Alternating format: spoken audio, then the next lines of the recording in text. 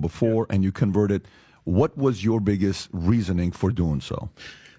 My biggest reasoning, and I want to comment on a point that I forgot to comment last time. Our brother, he said the 5% of Islam we are focusing on. Right. If you have this glass of water and you have 95 for it is water, but 5% is poison, it's going to kill you. So this is exactly what we have with Islam. Yes, you can talk about God, you talk about worshiping, but how about violence against people like me? How about violence against Christians and Jews? You are ordered to wage war against them. That's what happened to my ancestors in Morocco. Berbers, they were Christians. They were executed. They were enslaved. That's what happened to people in Egypt, in Iraq, in Syria, and even in Europe. How about that? How about people who, for example, against women, Islam against women? And we should note that they endorsed the death penalty for apostasy right here. Yeah. Let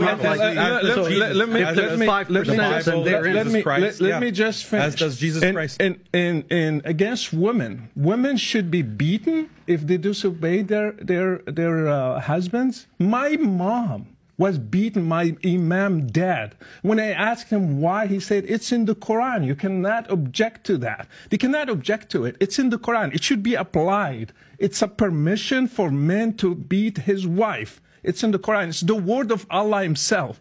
Again, when I studied the life of Muhammad, in 10 years, he waged 83 wars. In 10 years, 27 wars and 56 raids. In 10 years. And you are going to teach me that Islam is peaceful? No, it's not peaceful. Are you going to give a Nobel Prize for somebody who waged 83 wars? No, you will not. And another thing, Muhammad is not a role model. Jesus is. Muhammad, he had many wives, 11 of them. One of them, she was 9 years old. He was 53. I am 50. I cannot marry a girl that has 9 years old. You cannot. That's abuse. And Muhammad did that. Can we do one issue at a time? Let me finish this.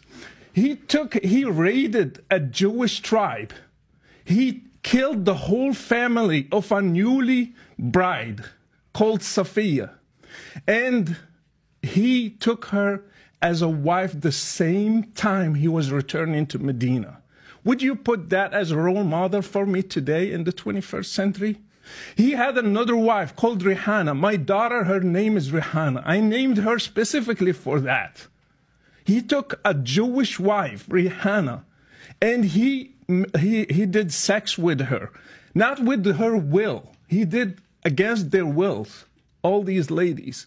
Are you going to put him as a role model? You cannot compare Jesus with Muhammad. Jesus never killed a person. He never killed an apostate. He never waged a war. So he was a role model for me. That's why I loved Muhammad and I wanted to follow Jesus. They are going to keep trying, bring the Old Testament. Name one person that Jesus killed because he was an apostate. Judas, he gave him to the Jews and he never ordered his disciples to kill him.